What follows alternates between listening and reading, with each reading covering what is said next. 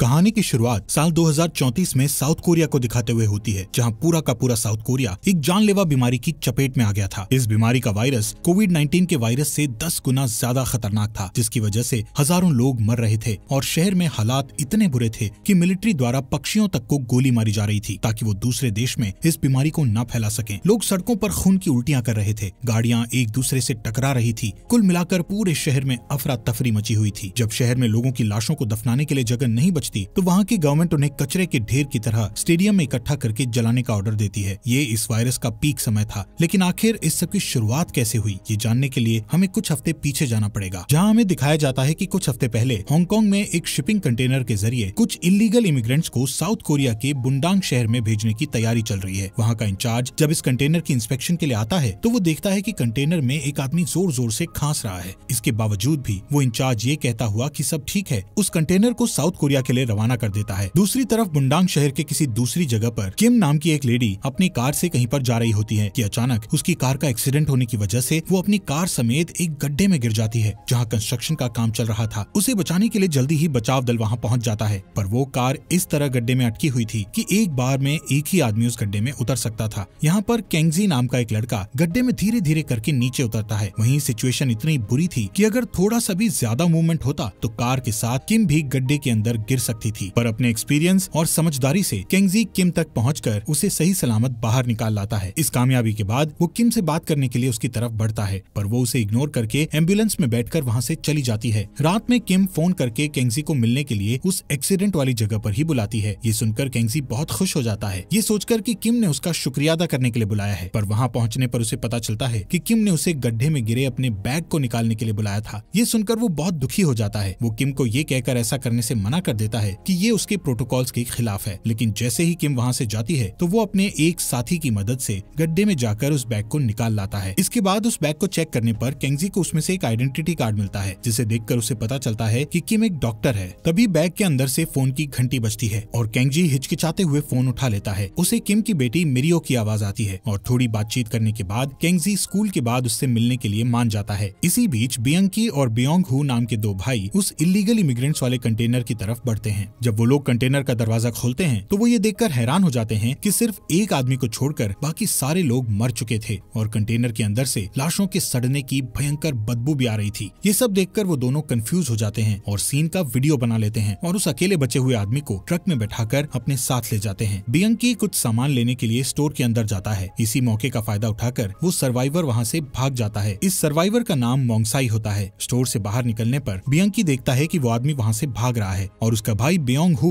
बुरी तरह खांस रहा है। तभी बियंग उस आदमी का पीछा करता है, पर थोड़ी देर बाद उसका पीछा करना छोड़कर वो अपने भाई को एक क्लिनिक में लेकर जाता है, जहाँ डॉक्टर बियोंग को कुछ नॉर्मल दवाइयाँ देता है और उसे आराम करने के लिए कहता है। पर बियोंग को लगातार खांसी आ रही थी और खांसी के कारण उसके मुंह से निकलने वाले छींटे उसके संपर्क में आने वाले हर व्यक्ति पर पड़ रहे थे। वहीं दूसरी तरफ केंगजी स्कूल के बाहर किम की बेटी मिरियो से मिलने जाता है, पर अपनी माँ की तरह वो भी उससे बात नहीं करती। वो उससे अपनी माँ का बैग और केंगजी का बिजनेस कार्ड लेकर वहाँ से चली जाती है। अपनी कार से घर लौटते समय केंगजी को पास खड़ी एक बस में कुछ लोग बुरी तरह से खांसते हुए दिखाई देते हैं। इस तरह में दिखाया जाता है कि वायरस धीरे धीरे पूरे बुंडांग शहर को अपनी चपेट में ले रहा होता है। वहीं घर लौटने पर किम अपने बैग को देखकर बहुत खुश होती है और अपनी बेटी को गले लगा लेती है। साथ ही केंगजी को मन में इसके लिए थैंक यू बोलती है। अब जब घर पर वो माँ बेटी बात कर रही होती है तो किम को उसके हॉस्पिटल से फोन आता है कि वहाँ अचानक एक इमरजेंसी आ गई है, इसलिए उसे तुरंत हॉस्पिटल पहुँचना होगा। किम मिरियो को उसकी दादी के पास छोड़कर हॉस्पिटल चली जाती है। जब वो हॉस्पिटल पहुँचती है तो देखती है कि सब लोग डरे हुए हैं। वो तुरंत इमरजेंसी रूम की ओर जाती है, जहाँ पेशेंट बियोंग हू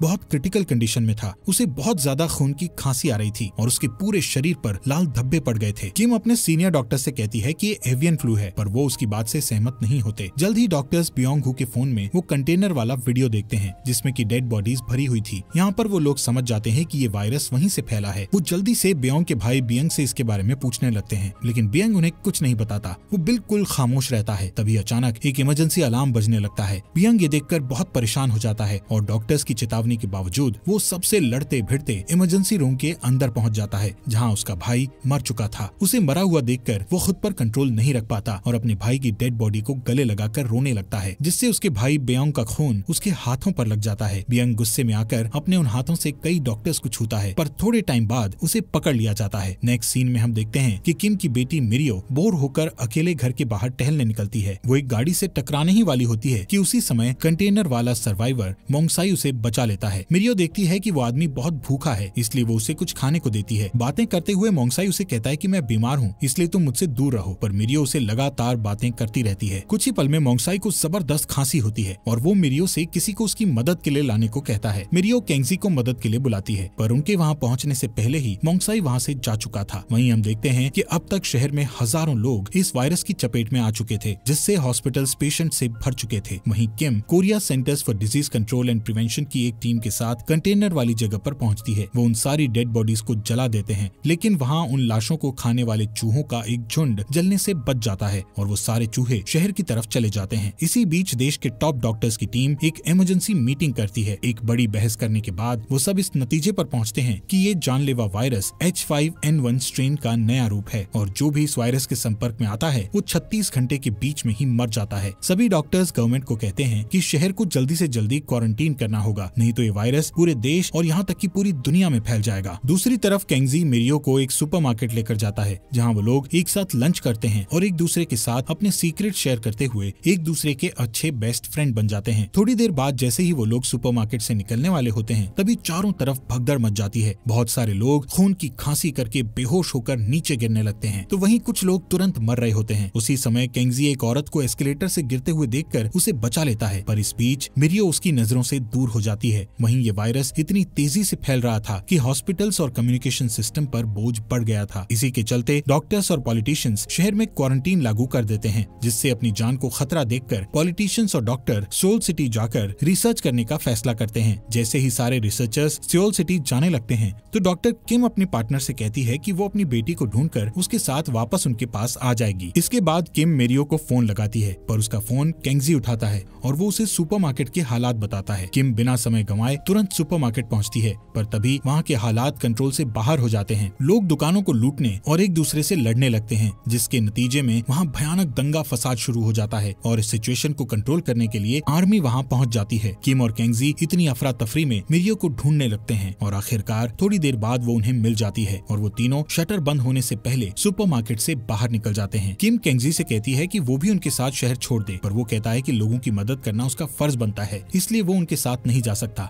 ये कहकर केंगजी किम को उसकी कार की चाबी देकर उन्हें वहाँ से भेज देता है। थोड़ी देर बाद वो अपने एक साथी के साथ मिलकर सुपरमार्केट में फंसे हुए लोगों को बाहर निकालने लगता है। वहीं किम और उसकी बेटी एयरपोर्ट पहुंचकर सिक्योरिटी चेक को पास करती है, लेकिन जैसे ही वो सियोल जाने वाली आखिरी फ्लाइट की ओर बढ़ती है, तभी मिरियो खांसने लगती है, जिससे उन्हें फ्लाइट में जाने नहीं दिया जाता। उसी रात कोरियन आर्मी, यूएस फोर्सेस और KCDC के साथ मिलकर पूरे शहर में स्ट्रिक्ट लॉकडाउन कर देती है और सारे शहर वासियों को क्वारंटाइन कैंप में भेज देती है। वहीं सियोल सिटी में पॉलिटिशियंस, नेशनल और इंटरनेशनल डॉक्टर्स के साथ मिलकर एक इमरजेंसी मीटिंग करते हैं और इस नतीजे पर पहुंचते हैं कि सारे सिटीजन्स का एक टेस्ट किया जाएगा, जिसमें इन्फेक्टेड और अनइन्फेक्टेड लोगों को अलग अलग रखा जाएगा। उनका प्लान था कि जिन लोगों में इस वायरस के लक्षण नहीं पाए जाएंगे उन्हें छोड़ दिया जाएगा और जो इन्फेक्टेड होंगे उनको इलाज के लिए अलग वार्ड में रखा जाएगा। वहीं बुंडांग सिटी में किम अपनी बेटी के साथ वापस कैंप पर आ जाती है। वो देखती है कि वहाँ के हालात बहुत ही खराब होते जा रहे हैं। सड़कों पर चलना तो दूर, वहाँ लोगों के हिलने तक की जगह नहीं थी। उनमें से कुछ ऑलरेडी खून वाली खांसी कर रहे थे, जबकि दूसरे इस बात से डरे हुए थे कि वो भी जल्द ही इन्फेक्टेड हो जाएंगे। किम अपनी बेटी के बाल बांधते टाइम उसकी गर्दन पर रेड रैशेस देखती है। इसके बावजूद भी वो उसे क्वारंटीन कैंप के अंदर एग्जामिनेशन रूम में ले जाती है। अगली सुबह कुछ सैनिक गवर्नमेंट के ऑर्डर से बिल्डिंग्स की छतों पर चढ़कर सारे पक्षियों को गोली मार रहे होते हैं, ताकि वो वायरस को और जगहों पर न फैला सकें। उधर कैंप के अधिकारियों द्वारा मोंगसाई को ढूंढ लिया जाता है। उसको एग्जामिन करने के बाद डॉक्टर्स इस बात से हैरान रह जाते हैं कि किस तरह उसके शरीर ने इस वायरस से लड़ने के लिए अपनी इम्यूनिटी डेवलप कर ली है, जिससे वो उस वायरस के असर से बच गया है। तभी कैंप के अधिकारी किम को इस वायरस के लिए एंटीबॉडी पर काम करने के लिए कहते हैं, क्योंकि उस समय कैंप में वही इकलौती ऐसी डॉक्टर थी जो उस वायरस के बारे में जानती थी। कुछ घंटों बाद किम मोंगसाई के शरीर से एंटीबॉडी निकालने में कामयाब हो जाती है। जैसे ही वो उस एंटीबॉडी को किसी पेशेंट के शरीर में डायरेक्ट इंजेक्ट करने की बात करती है, तभी उसके सीनियर्स उसे ऐसा करने से मना कर देते हैं। थोड़ी देर बाद जब वो अपनी बीमार बेटी को चुपके से उस जगह से निकालने की कोशिश करती है, तब 2 क्वारंटाइन स्टाफ मिरियो को उसके टैग नंबर 2066 से ढूंढते हुए उन तक पहुंच जाते हैं। वो किम से कहते हैं कि उसकी बेटी का रिजल्ट पॉजिटिव आया है, इसलिए वो वहाँ से उसे लेने आए हैं। यहाँ पर किम बहुत ही ज्यादा दुखी हो जाती है, क्योंकि उसे अपनी बेटी से बिछड़ना पड़ रहा था। पर तभी केंगजी आगे आकर गार्ड से अपना नंबर 2066 बताता है, जिसके बाद गार्ड उसे इन्फेक्टेड जोन में लेकर चले जाते हैं। थोड़ी देर बाद केंगजी के एक फ्रेंड की नजर उस पर पड़ती है और वो बड़ी चालाकी चालाकी से उसे इन्फेक्टेड जोन से बाहर निकाल लाता है। वहीं दूसरी तरफ किम उस जगह पहुंचती है जहां मोंगसाई को रखा गया था। यहाँ पर किम ये जानती हुई कि हायर अथॉरिटी ने एंटीबॉडी को डायरेक्ट किसी को इंजेक्ट करने के लिए मना किया हुआ है, इसके बाद भी वो मिरियो पर उस एंटीबॉडी का इस्तेमाल करती है क्योंकि उसकी तबीयत बहुत ज्यादा खराब हो चुकी थी। किम अपनी बेटी और मोंगसाई के बीच एंटीबॉडी का ट्रांसफ्यूजन शुरू करती है, पर तभी गार्ड्स ये देखकर अंदर आ जाते हैं और किम को बेहोश करके इन्फेक्टेड मिरियो को वहाँ से ले जाते हैं। वहीं केंगजी देखता है कि गार्ड्स मिरियो को इन्फेक्टेड जोन में लेकर जा रहे हैं, इसीलिए वो उनका पीछा करता है। रास्ते में उसे मिरियो का हेड बैंड पड़ा हुआ दिखता है। जल्दी ही वो उस जगह पहुंच जाते हैं जहां हजारों इन्फेक्टेड लोगों की लाशों को प्लास्टिक में लपेटा जा रहा था, जिनमें से कुछ लोग अभी मरे भी नहीं थे। केंगजी मिरियो को ढूंढ ही रहा होता है कि तभी वो वहाँ एक भयंकर दृश्य देखता है जिसमें एक बहुत बड़ी क्रेन लाशों के ढेर को उठाकर स्टेडियम में डाल रही थी और ये स्टेडियम अब मुर्दों को जलाने का एक बहुत बड़ा गड्ढा बन चुका था। यहाँ पर केंगजी ये सोचता हुआ कि इससे पहले ये क्रेन मिरियो को उठाकर यहाँ से इस गड्ढे में जला दे, वो जल्दी से मिरियो को वहाँ ढूंढने लग जाता है। अचानक एक आग की बड़ी लपट लोगों की बॉडीज को अपने घेरे में लेकर जलाने लगती है। तभी केंगजी को एक रिंगटोन सुनाई देती है जिससे वो पहचान जाता है कि ये मिरियो के फोन की रिंगटोन है। वो तुरंत उस जगह भागता है और देखता है कि मिरियो प्लास्टिक में लिपटी हुई है जो कि अभी भी जिंदा है। दूसरी ओर क्वारंटीन कैंप के अंदर एक ऑफिसर एक इन्फेक्टेड सोल्जर को गोली मार देता है, जिससे लोग गुस्से से बेकाबू होकर कैंप से बाहर आ जाते हैं। बाहर जाते हुए वो लोग देखते हैं कि केंगजी मिरियो को जलती हुई लाशों के ढेर से बचाकर लेकर जा रहा है, जिससे वो लोग समझ जाते हैं कि इन्फेक्टेड लोगों को जिंदा ही जलाया जा रहा है। लोगों के भड़कने के कारण मेडिकल स्टाफ उस जगह को छोड़कर किसी और जगह पर जाकर मोंगसाई पर रिसर्च जारी रखने का फैसला करते हैं। वो किम को भी अपने साथ चलने के लिए कहते हैं, पर किम उन्हें ये कहते हुए मना कर देती है कि उसे अपनी बेटी को ढूंढना है। जैसे ही वो लोग बाहर की तरफ बढ़ते हैं तभी बियंग मोंगसाई को देख लेता है और अपने भाई को खोने का बदला लेने के लिए चाकू से उस पर हमला करता है। वहीं किम पागलों की तरह कैंप में अपनी बेटी को ढूंढ रही होती है, पर वो उसे नहीं मिल रही थी, जिस कारण वो दुखी होकर मेडिकल स्टाफ के साथ चली जाती है। उधर सोल सिटी में प्रेसिडेंट देखता है कि बुंडांग शहर पेंडेमोनियम के हाई लेवल पर पहुंच चुका है। प्रेसिडेंट को उसका एक मेंबर जिसका नाम स्नाइडर होता है वो कहता है कि इन्फेक्टेड लोगों को बाहर निकाल दिया जाए जिससे कि वो बॉर्डर क्रॉस ना कर सकें, लेकिन इसके बावजूद प्रेसिडेंट एंटीबॉडी बनने तक आर्मी को वहाँ पर रुकने के लिए कहता है। स्नाइडर और वाइस प्रेसिडेंट उसके इस फैसले से खुश नहीं थे। अब क्योंकि बियंग ने मोंगसाई के पेट में चाकू मारा था, इसलिए मोंगसाई का बहुत सारा खून बह चुका था, जिसकी वजह से उसकी एम्बुलेंस में ही मौत हो जाती है। इसके साथ ही उन लोगों की एंटीबॉडी बनाने की उम्मीद भी खत्म हो जाती है। वहीं पर वाइस प्रेसिडेंट को इसके बारे में पता चलता है तो वो आर्मी को खुफिया आदेश देता है कि वो सिविलियंस को सोल बॉर्डर में घुसने से रोकें, जहां बहुत सारे सिविलियंस शूट आउट में मारे जाते हैं। वहीं केंगजी मिरियो के साथ उस जगह से बच निकलने में कामयाब हो जाता है। मिरियो अब पहले से बेहतर महसूस करने लगी थी, यहाँ तक कि वो अब बोलने भी लगी थी, जिससे पता चलता है कि एंटीबॉडीज ने उस पर अच्छा असर किया था। दूसरी तरफ किम अपनी बेटी से मिलने के लिए भाग कर जाती है, पर सोल्जर उसे रोक लेते हैं। वो बार बार कहती है कि उसकी बेटी के पास इस वायरस का इलाज है, इसलिए उनमें से एक सोल्जर उसे अपने बेस पर लेकर जाता है जहाँ वो उसकी प्रेसिडेंट से बात करवाता है। उधर सड़क पर एक आदमी केंगजी को ये कहते हुए सुन लेता है कि मिरियो की बॉडी से एंटीबॉडी बनाया जा सकता है, इसलिए वो उनके पीछे जाता है। जब मिरियो अकेली होती है तो वो उसे एक आइसोलेटेड रूम में लेकर उसका ब्लड निकालने की कोशिश करता है, लेकिन खुशकिस्मती से केंगजी सही समय पर अपने एक साथी के साथ वहाँ पहुँच जाता है और तीनों में जबरदस्त लड़ाई होने लगती है। आखिर में केंगजी उस आदमी को मार डालता है, लेकिन उसका बेस्ट फ्रेंड इस लड़ाई में गंभीर रूप से घायल हो जाता है। उधर किम प्रेसिडेंट से बात करते हुए उन्हें बताती है कि मेरी बेटी पूरी तरह से इस वायरस से लड़ चुकी है और उसके खून से इस वायरस का एंटीडोट भी बनाया जा सकता है। ये सुनकर प्रेसिडेंट अपने सोल्जर को फायरिंग रोकने का ऑर्डर देता है, लेकिन स्नाइडर उनकी बातों से सहमत नहीं होता और वो सोल्जर से शूटिंग जारी रखने के लिए कहता है। कुछ टाइम बाद किम बॉर्डर पर पहुंचती है और देखती है कि मिरियो इन्फेक्टेड लोगों के साथ है। वो उसकी तरफ दौड़ती है, लेकिन जब वो अपनी बेटी को लेने के लिए कंटेनमेंट लाइन की तरफ बढ़ती है तभी उसे एक गोली लग जाती है, क्योंकि स्नाइडर ने शूटिंग ना रोकने का ऑर्डर दिया हुआ था।